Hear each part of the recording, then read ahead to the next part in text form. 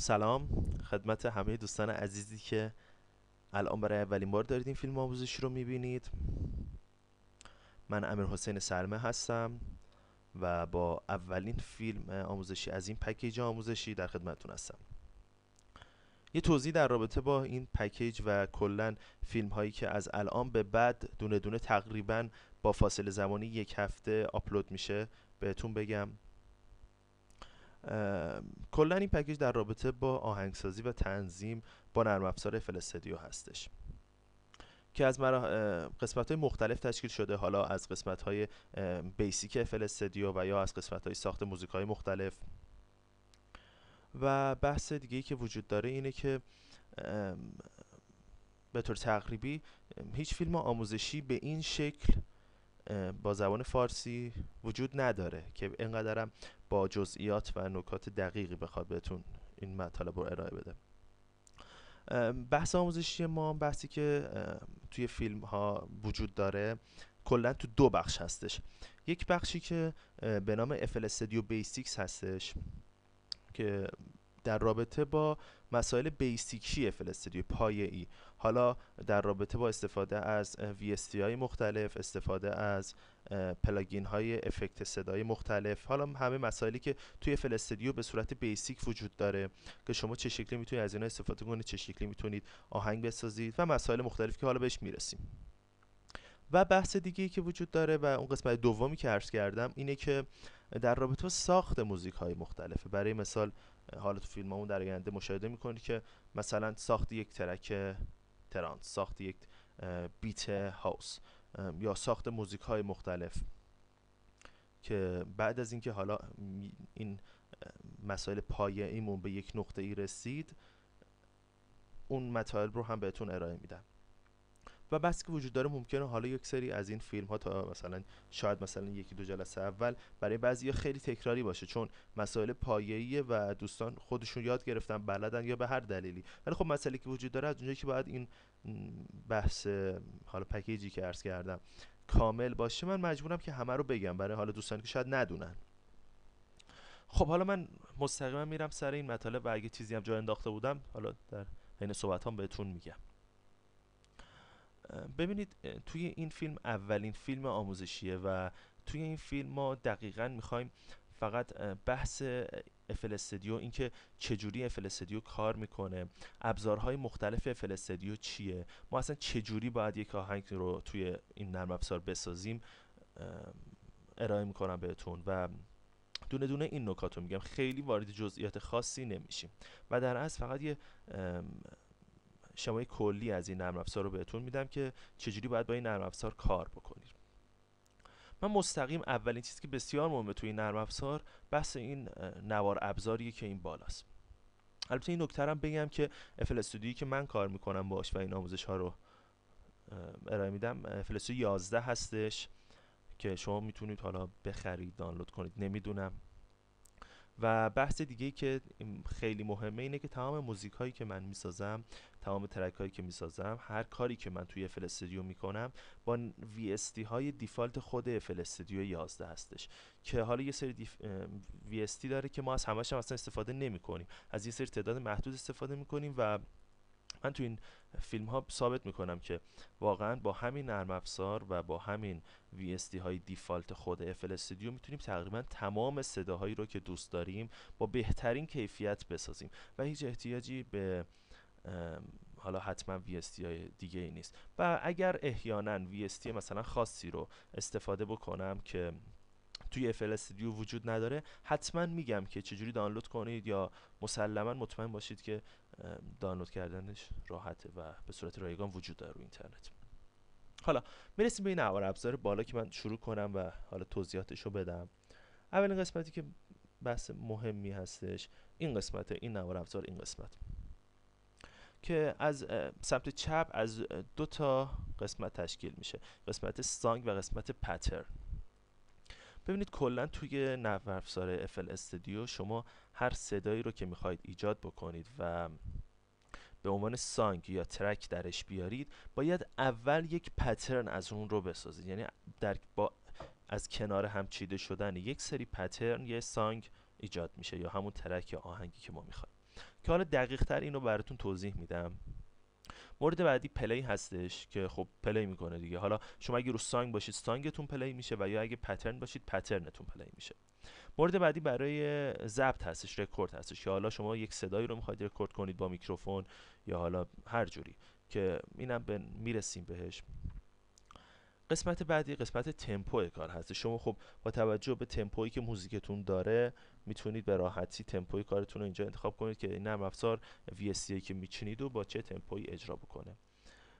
و این قسمت هم شماره پترنی هستش که شما دارید با اون کار میکنید، که حالا تا اینجا کافیه که من برمیگردم به این مورد. دوباره میرسیم به این که البته من بگم ممکنه این ترتیب چیدمان توی نرم افزار شما فرق بکنه ها، چون من بعضی‌ها رو جابجا کردم. من اینو میارم میذارم بغل این که راحت تر باشه، بیارم بالا. خب این قسمت از این 5 مورد تشکیل شده که خیلی مهمه، یعنی ما تمام کارمون با این 5 گزینه است. ببینید گزینه اول که اینجا اگه دقت کنید مینویسه چی هستش، ویو پلی لیست. ما اگر این رو باز بکنیم یک همچین صفحه‌ای باز میشه که این صفحه در سمت چپ ترک هامون رو نشون میده که از ترک 1 هستش تا حالا به سمت پایین هر تعدادی که بخواید می ترک بسازید. و این شماره‌ای که از 1 به همطور به سمت جلو که میریم، این شماره هم شماره میزانهای ما هستش. ببینید شما هر صدایی رو که میسازید این صدا به عنوان یک ترک درون این قرار میگیره، درون این صفحه، که صفحه در اصل پلیلیست ما هستش، که در اصل سانگ ما یا همون ترک آهنگ ما توی این قسمت تشکیل میشه به وسیله ساخت پترن های مختلف. و گزینه بعدی گزینه پترن هستش. ببینید توی این قسمت الان ما توی پترن 1 هستیم. وقتی که این گزینه دوم میزنید قسمت مربوط به ویو استپ سکوئنسر که اینجا ویو استپ سکوئنسر که اینجا میاد، در اصل همون پترن های ما رو نشون میده، که الان ما رو پترن 1 هستیم که خود نرم افزار FL استودیو به طور پیشفرض با توجه شماره گذاری میکنه پترن 1، پترن 2، پترن 3، که شما میتونید به وسیله رینیم یا کالر هم رنگش رو عوض کنید و هم اسمش رو عوض بکنید. حالا من توضیح، چون خیلی مهمه، یه توضیح در این رابطه بدم بهتون. ببینید برای مثال ما الان میخوایم مثلا کیک بچینیم، کیک هتس و کلپ یه کار مثلا هاوس رو بچینیم و اینا پشت هم بخواد صدا بدن. خب چیکار باید بکنیم؟ من گفتم که ما هر ترک که بخوایم بسازیم، هر صدایی که بخوایم توی FL استودیو ایجاد بکنیم، این صدا اول باید یک پترن بشه، این پترن ها در کنار هم قرار بگیره و سانگ ما رو تشکیل بده، ترک ما رو تشکیل بده. حالا ما الان میایم تو پترن 1. خب برای یک کار هاوس یا حالا ترانس، کلا کارهای 2 و 4، برای مثال ما کیکمون رو به این شکل میچینیم. برای اینکه این توضیح رو بدم که الان 16 تا خونه ما داریم اینجا، دقیقا از خونه اول تا خونه 16 هم به معنای یک میزانه برای ما توی کار 2/4 یا حالا 4/4 فرق نمیکنه. ببین ما الان اگرم بخوایم این رو تغییر بدیم، برای مثلا یک کار 6 و 8 بسازیم، باید بریم تو آپشن پراجکت جنرال سیتینگز و این بار و بیت رو میتونیم 6 بکنیم به جای 4، و اون موقع کارمون رو میتونیم 6 و 8 بسازیم. پس شد هر کدوم از این خونه ها یک 16 یک میزان ما از موزیکی که میخوایم با تمپوی 130 بسازیم. خب من اینو ببینید الان این که گفتم پترن و یا سانگ رو پلی میکنه، الان من اگر اینو بذارم روی سانگ، توی قسمت سانگ یا ترک که مربوط به این قسمت هستش پلی کنم، میبینید که موزیکمون پلی میشه، ولی خب ما چون صدایی نذاشتیم هیچ صدایی نمیاد فعلا برامون. حالا من میرم توی قسمت پترن، این قسمت رو هم باز میکنم. من 4 تا کیک چیندم. وقتی که روی پترن هستم و شماره پترن ما اینجا چنده، پترن 1 هستش. وقتی تو پترن 1 هستیم، وقتی گزینه پلی رو میزنم، در از پترن 1 رو برای من اجرا میکنه. خب گوش شنویم که همینطوری دوباره از اول میاد و اجرا میکنه. پس این پترن 1 ما شد. من پترن 1 رو میخوام بچینم و مثلا میخوام یک ریتم 6 میزانه بسازم. خب این شد پترن 1. میام توی قسمت سانگمون، پترن 1 رو اینجا قرار میدم، به اندازه گفتیم 6 میزان، 5 و 6. خب حالا باز من اگر اینو پلی بکنم، پترن ما داره پلی میشه. من میرم توی گزینه سانگ میاد اینجا این قسمت میبینید و پلی میکنم و سانگ ما یا همون آهنگی که داریم در اصل میسازیم داره اجرا میشه. حالا 6 میزنم. خب حالا من میخوام برای مثال بیام کلپ ایجاد بکنم. برای ایجاد کلپ من میخوام یک پترن جدید بسازم. برای ساخت یک پترن جدید شما ببینید پترن 1 هستید، میتونید اینو بگیرید و برید روی پترن 2. خیلی ساده است. یا راه دیگه این که راست کلیک بکنید find first empty، این رو که بزنید میتونید اسم پترن 2 خودش پترن 2 نامگذاری شده، میتونید اسمش رو عوض کنید. من اینتر میزنم همون پترن 2 میشه. اومد توی پترن 2. پترن 2 ما خالیه، هیچ صدایی توش وجود نداره. اگر من پترن 2 رو پلی کنم هیچ صدایی نداره. میام کلپ و اسنی رو قرار میدم. خب حالا اینو میخوایم بذاریم توی سانگمون. دوباره از میزان 1 چپ کلیک میکنم روی هر میزان یه بار بزنم پترن 2 مون ایجاد میشه. ببینید اگر پترن 1 باشه اینجا پترن 1 رو برامون میذاره و ما با راست کلیک اینو حذفش میکنم، میرم رو پترن 2 و پترن 2 رو میذارم. دوباره این رو هم رینیم میکنم. این شد کیک ما، این شد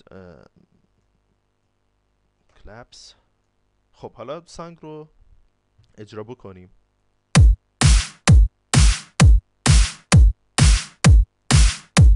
خب حالا میتونیم بیایم چیز دیگه بهش اضافه کنیم، مثلا حدس بهش اضافه کنیم. ببینید پس بعد دوباره بریم توی یک پترن جدید. پترن 3 رو من باز میکنم. البته همینا رو ما میتونیم توی یک پترن بسازیم، ولی خب من برای اینکه توضیح بدم بهتون اومدم توی پترن های گوناگون میذارم. حدس رو به این شکل میذارم که البته من حدس رو دوست دارم اینطوری همیشه توی کارم قرار میدم، کلا های هت ها رو. و یک گزینه‌ای که اینجا هست همیشه استفاده میکنم اینه که ببینید الان این رو که باز میکنید ولوم مربوط به هر کدوم از این ضربات که همون 1/16 ضربه میزان ماست رو میاره. این حدسای اولی که روی کیک اون میخوره رو من صداشو کم میکنم و یک. حالا من پترن رو پلی میکنم درست و پترن 3 رو قرار میدم اینجا که اسمش هم میشه حدس. و حالا سانگ رو پلی میکنیم.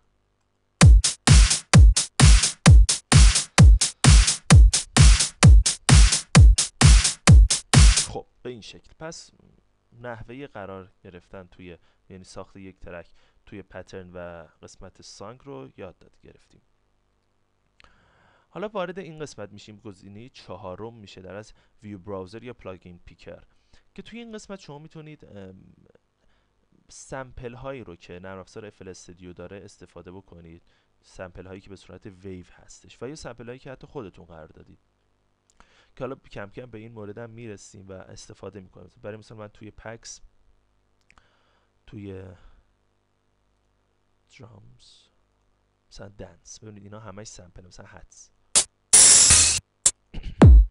کیک که میتونید اینا رو بکشید بیارید اینجا. حالا میگم چجوری با اینا میتونیم کار کنیم. خب ما کار نداریم میبندیمش. مورد بعدی که خیلی مهمه و تقریبا همه کار ما با این هستش، همیشه کار داریم باهاش، گزینه آخری که پنجره مربوط به میکسر رو باز میکنه، ویو میکسر که البته من خیلی بزرگش هم کردم میکسر ما.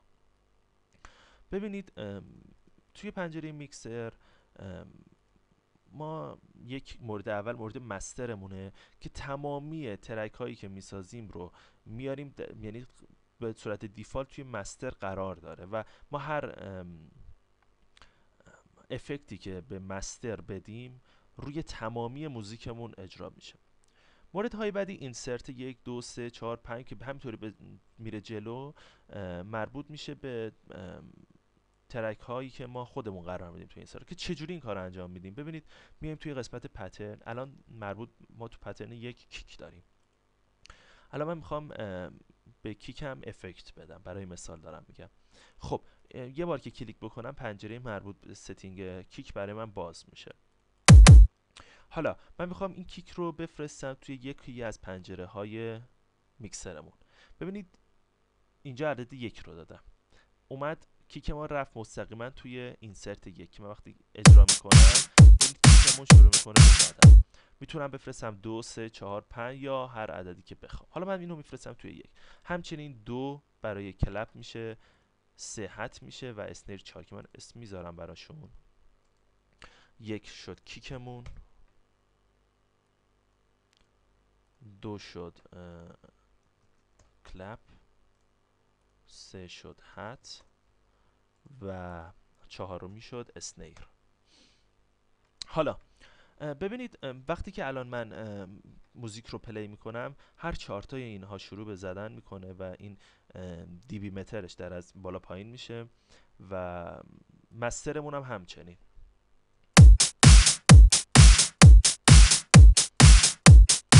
حالا یه توضیحی که در رابطه با پنجره میکسر باید بدم که خیلی جزئیه و ما در رابطه با جزئیات پنجره میکسر و خیلی از جزئیاتی حتی تو همین پنجره پترن وجود داره، گزینه‌هایی که مثل سوینگ، اینا همه اینا رو دونه دونه توی ساخت ترکامون تو قسمت‌های مختلف بهتون میگم.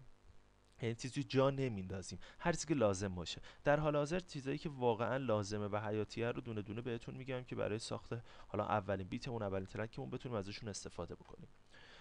این مورد هستش مورد والیوم که در اصل ولوم هر ترکی ما بخوایم میاره پایین. برای مثال ببینیم من الان پلی میکنم، ولوم کیک رو میارم پایین، یا ریست میکنم برمیگردم. مثلا من الان برای مثال میخوام مثلا همین چند تا کیک و کلپ و هت و اینا رو با هم میکس بکنم، مثلا هت و یه مقدار میارم پایین تر، یه مقدار کلپ رو کم میکنم.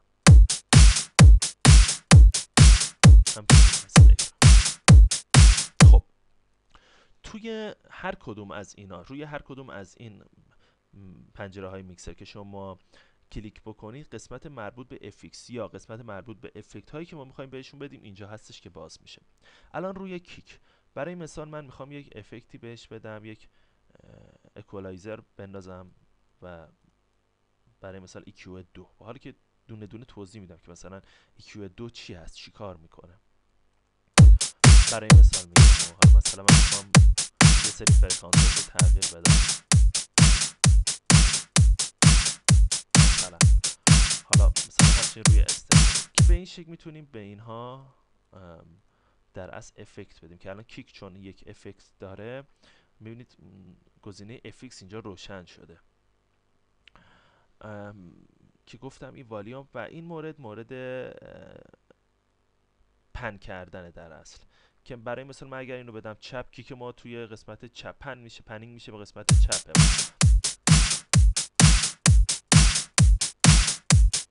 و یک سری گزینه‌های دیگه که میرسیم حالا بهش که الان واجب نیست بگم. توی خب قسمت پلی رو گفتم. حالا یه چند تا گزینه هست اینجا که برامون مهمه. اول گزینه اینه، اولین گزینه که مربوط به مترونوممون میشه که اگر روشن باشه مترونوم ما روشن کنه، کیکو بعد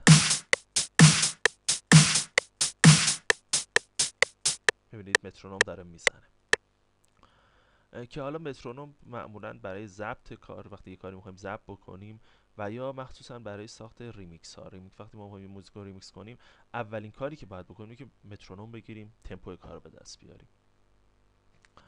که خب این مورد بحث بود و مهمه. گزینه‌های بعدی رو فعلا کاری نداریم باهاش، میرسیم به این قسمت. ببینید شما توی این قسمت الان من پلی میکنم، الان یک نوشته توی این قسمت در اصل میزان لود سی پی یو مونو بهمون میگه که سی پی یو و رممون چقدر داره ازش استفاده میشه، که حالا توی ترک هایی که ببینید الان مثلا یک رو داره، من میتونم مثلا یه پروژه رو باز کنم که سنگینه و این عدد رو میبینید که مثلا یهو از یک میشه 80، بعد مثلا به 85 که میرسه دیگه موزیک من خرخر میکنه، به مشکل میفته. که حالا خیلی هم کاری با این نداریم که اگر بعداً ما خواستیم به این نقاط برسیم، بهتون یه نکته میگم که چیکار کنید که استفاده رمتون بیشتر بشه و موزیکای سنگین‌تری رو بتونید بسازید. و مورد بعدی هم دی مترمونه که درست ویوی از موزیکمون داره به اون میده و اینجا که این هم استفاده که تقریبی میشه گفت خب خیلی بهش حالا من خودم شخصا کاری ندارم، ولی خب در از پیک مترمونه که اگر موزیک ما پیک داشته باشه. یعنی چی پیک؟ یعنی که اون فرکانس هایی که کلا موزیک ما از اونها تشکیل شده از 0 دسیبل بالاتر بیاد، چون ما توی یک موزیکی رو میسازیم نباید این اتفاق بیفته. وقتی ما داریم موزیکی رو مستر میکنیم یا قبلش میکس میکنیم حتما باید حواسمون به این باشه که موزیکمون پیک نداشته باشه. حالا بعضی دوستان میان از لیمیتر استفاده میکنن به هر نوعی، به هر روشی که حالا به اینا به همه این نکات میرسیم. برای مثال خود FL Studio به طور پیش‌فرض میاد فروتی لیمیتر رو اینجا قرار میده که این فروتی لیمیتر اجازه نمیده که شما فرکانس هایی که میسازید از 0 دسیبل بالاتر بره و موزیکتون دچار پیک بشه. حالا به این مورد هم میرسیم. و اینم این قسمت هم که یه ویوی از موزیکمون رو برامون داره پخش می‌کنه. این نوار ابزار بالا مورد استفاده قرار میگیره. ببینید شما وقتی که روی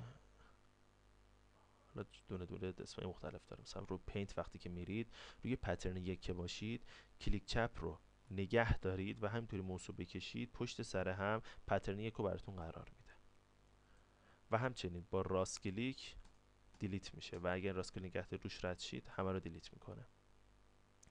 خب این گزینه سلکتمونه که همه رو سلکت میکنه برامون. اسلایس هستش که برای مثال شما میخواید مثلا این پترن رو کات بکنید، مثلا از این میزان کات بکنید 3 تا پترن رو که به این شکل میبینید از هم جداشون میکنه. و دراو هستش که دیگه پترنا رو پشت سر هم قرار نمیده. شما یک پترن رو میتونید بذارید اینجا دیگه نگه دارید چپ کلیک رو همینطوری برید پشت سر هم قرار نمیده واسهتون. و گزینه دیگه هم که خیلی مورد استفاده نیست و این خیلی مهمه، این گزینه اسنپ ستینگمون که معمولا روی لاین من قرار میدم. چون ببینید وقتی که من اینو زوم بکنم الان این یک میزان ماست، دقیقا این یک میزانه. این یک میزان وقتی روی لاین باشه به این شکله. حالا من میام میذارمش روی 1/4، باز هم میبینید به همین شکله، ولی خب میتونیم یه مقدار بیشتر تغییر بدیم پترنامونو برای این ور اونور کشیدن. ولی شما وقتی که میایید مثلا روی این 1/4 قرار میدید میبینید که تعداد لاینامون خیلی زیاد میشه. حالا من نشمردم ببینم چقدر میشه ولی خیلی زیاد میشه و اینکه خیلی اجازه میده بهتون که مثلا این پترن باید مثلا توی این زمان اجرا بشه. برای اینکه این پترن از اینجا اجرا بشه شما میتونید با این گزینه این کار انجام بدید. و اگر روی نان بذاری که اصلا خیلی عادی دیگه تکون میخورید که اصلا خیلی مهم نیست که کجا قرار میگیره، یعنی قیدی نداره. ولی خب وقتی روی لاین باشه قید داره، خیلی بزرگتر میشه لاینای میزانمون. وقتی که شما کلیک میکنید راحت میتونید بندازید سرضرب میزان اون پترن رو. ولی وقتی مثلا روی نان باشه دیگه سرضرب میزان گذاشتن این پترن سخته، این ور اون ور میشه. به همین خاطر من همیشه روی لاین قرارش میدم. دوباره من میرم توی پترن. یه چیزی که هستش خیلی مهمه، ببینید این گزینه چنلز هستش. توی گزینه چنلز شما VST هایی که نرم افزار FL Studio داره رو میتونید ازش استفاده بکنید که از اینجا شروع میشه. TRX OSC هستش که به همین شکل میاد تا آخرین پترن، آخرین چی بود اسمش، آخرین VST مون که ویو ترافلره که حالا من یه سری VST خودم نصب کردم ازشون هم استفاده میکنم و بهتون میگم چجوری دانلود کنید، چون اصلا اینجا جای خاصی نیست که حتما بخواید برید بخرید، راحت میتونید تهیه بکنید از اینترنت دانلود کنید. حالا من یک پترن جدید باز میکنم. ببینید میام برای مثال VST هارملس رو باز میکنم یا نه VST فرقی هم نمیکنه، ولی مثلا من از هارمور بیشتر خوشم میاد. هارمور رو باز میکنم. خب این VST هم یک قسمت میذاریم براش توضیح میدیم که چی هست چجوری کار میکنه. حتما میگم که چجوری صداهای مختلف رو میتونیم با این بسازیم.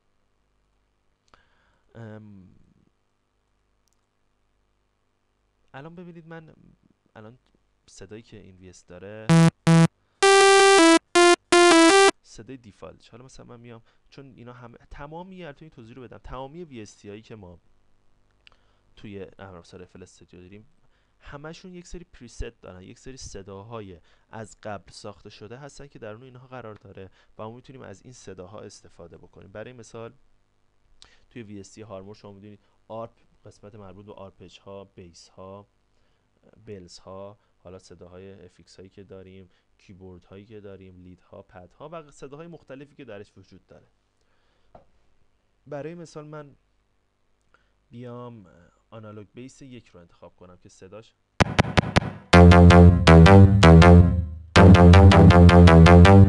به این شکل هستش. خب حالا من میخوام برای این موزیکمون که یه بار دیگه پلی کنم، کیکمون صدا نمیده چرا؟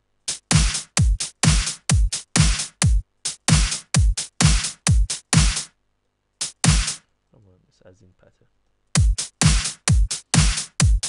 خب برای این میخوام بیس بچینم، یک بیسی بچینم که با پیانو رول هم کار کرده باشم توی این آموزش. ببینید ما یه پترن جدید گفتم باز میکنیم، پترن جدیدمون رو قرار میدیم اینجا. حالا ما الان 1 2 3 4 1 2 3 4 و 5 میزان داریم که میخوام براش بیس بچینم. ببینید خب میتونیم ما الان این شکلی بیس بچینیم. الان روی قسمت آنالوگ بیس یا همون VST هارمورمون میتونیم بله بیایم این کارو بکنیم و پلی هم کنیم. البته اجازه بدید من اینو بفرستمش توی یه میکسر، صداش کم بکنم.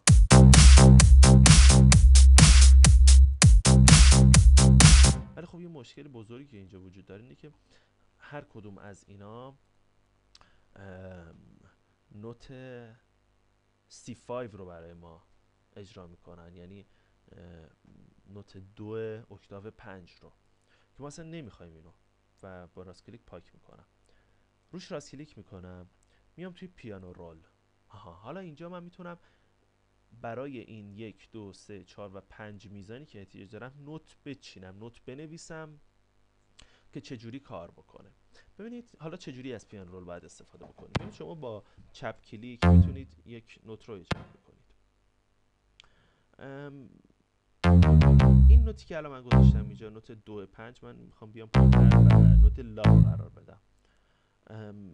حالا مثلا لای 4 رو اگه بد بود میریم لای 5 هم امتحان میکنیم. ببینید من اگر اینو بکشمش این زمان کشش نوت اون زیاد میشه، ببینید نوت کشیده میشه که ما اینو احتیاج نداریم. من الان اینو میخوام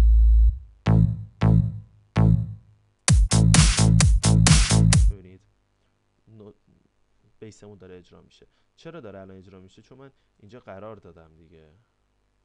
خب نوترامون رو اینطوری میچینیم، نوت سول قرار میدیم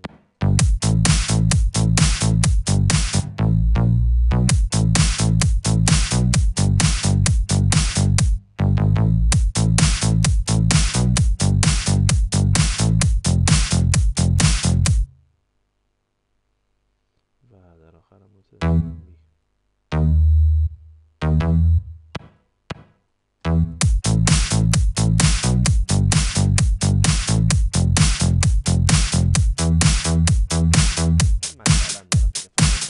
با پیانو رول هم آشنا بشید و یه صحبتی از پیانو رول کرده باشیم که به چه شکل کار میکنه. حالا یه سری نکات تو پیانو رول هستش که اونم کم کم بهش میرسیم. شما دوبار چپ کلیک کنید تنظیمات مربوط به این نوت میادش که اونا رو هم کم کم در رابطه با موزیکی که میسازیم که مربوط میشه بهش بهتون میگم. خب این تا اینجا کافیه. تقریبا نکات کلیدی و اولیه‌ای که باید در رابطه با FL استودیو بدونیم و من گفتم. حالا تو فیلم های بعدی که من سعی میکنم فیلم های اولیه خیلی سریع آپلود بشه پشت سرم، حالا حتما یه هفته 2 هفته فاصله نباشه باشه بینش، سریع آپلود میکنم فیلم ها رو. همچنین فیلم های بعدی رو انشالله سریع آماده میکنم و آپلود میکنم که همه این فیلم ها رو شما میتونید توی یوتیوب دانلود بکنید، حالا یا ببینید به هر شکلی که دوست دارید. و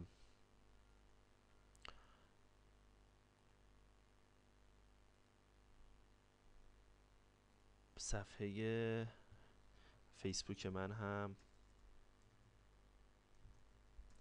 امیر حسین سلمه، اگه سرچ بکنید پیدا میکنید.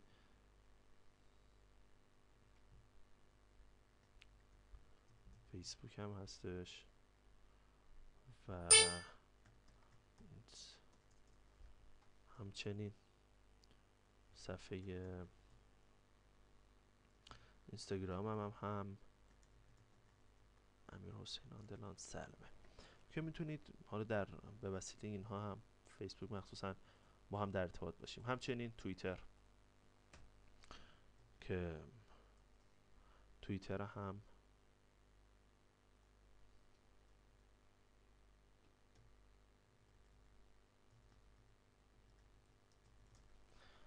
با این نام میتونید منو سرچ بکنید و وسیله اینها در ارتباط باشیم که اگر احیانا، البته فیسبوک خیلی من راحت ترم، ممنون میشم اگر سوالی هستش میتونید رو فیسبوک قرار بدید برای من یا همونجا جوابتون میدم، یا اگر نکته ای باشی که بدونم مثلا خیلی مهمه و میتونه مثلا برای همه خوب باشه، توی فیلم آموزشی بعدی که آپلود میکنم حتما تو آخر اون فیلم یا حالا اولش فیلم چجوری میشه جواب سوالتون رو میدم.